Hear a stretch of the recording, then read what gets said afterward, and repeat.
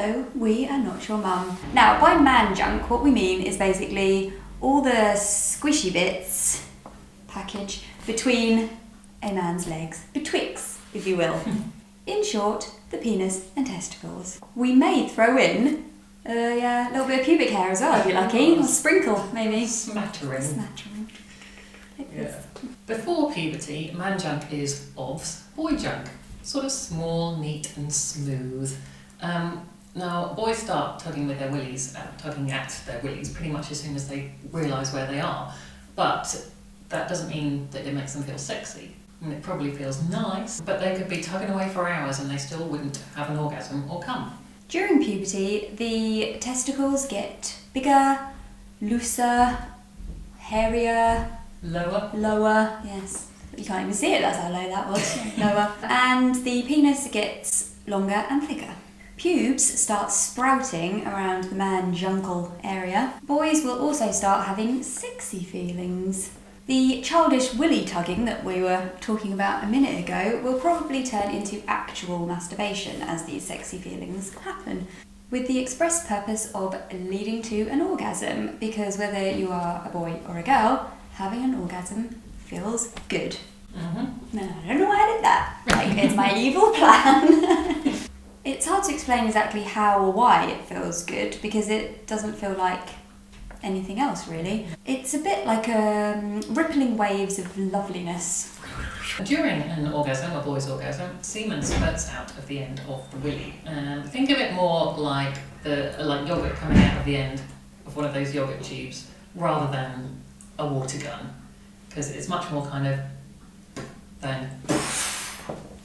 There's only about a teaspoon's worth of liquid in any emission.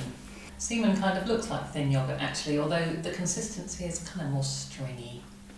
Before it can come, the penis needs to be erect and hard. This happens when so much blood fills the arteries that it kind of inflates, like in the penis it inflates. Yeah. A bit like those things you get on garage forecourts, which go... It doesn't have the wiggly arms. It doesn't have the wiggly arms, no. Or any other inflatable, actually. Yes. So while it may be called a boner, there are no actual bones involved. There are no bones in your willy. No bones.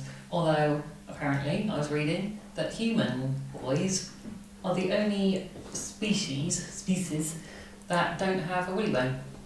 In biological terms, the willy goes hard in order to make it fit all nice and snugly inside a vagina so it can make a baby. But obviously the vast majority of stiff willies will not end up making a baby, because that would be a population explosion of terrifying proportions. We would have wiped ourselves out. Yeah. Which brings us to the myth debunking section of the Man Junk episode. Man junk myth number 1. Bigger willies or better willies? No. Surprisingly, or not surprisingly. Just no. Just no. Willy size makes no difference to anything, really. It makes no difference to feeling or ability to make a baby or anything. The only thing it makes a difference to is your chances of making it big in the porn industry. And arguably that's not necessarily an ambition you would want. And actually, when it comes to having sex, big willies can be a hindrance because it can cause pain to the receiver of said willy. Man junk myth number 2. Bigger balls are better balls. No, obviously, because it's a myth, so the answer's obviously going to be no. Doesn't all bigger balls means is that you've got a larger surface area to get hurt by kicking or shoving or knocking or whatever. It's irrelevant, really, the size of your nads. Man junk myth number 3. Or 3, if you want to do it that way. No, it's got weird bendy fingers. Yeah, I do. Boys need to come. If they don't, it is dangerous. Well, no. Again, obviously, it's a myth. Consider said myth debunked. They don't need to, just as girls don't need to. And anyway, if you're feeling all need to come even, that's what masturbation is for. Hooray for masturbation!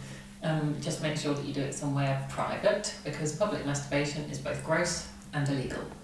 Man junk myth number 4. What you think about while you're masturbating is what you want to do in real life. No, not at all. Lots of people fantasize about really quite horrible things that for whatever reason they would never do in real life. That's why they're called fantasies, because they're not real.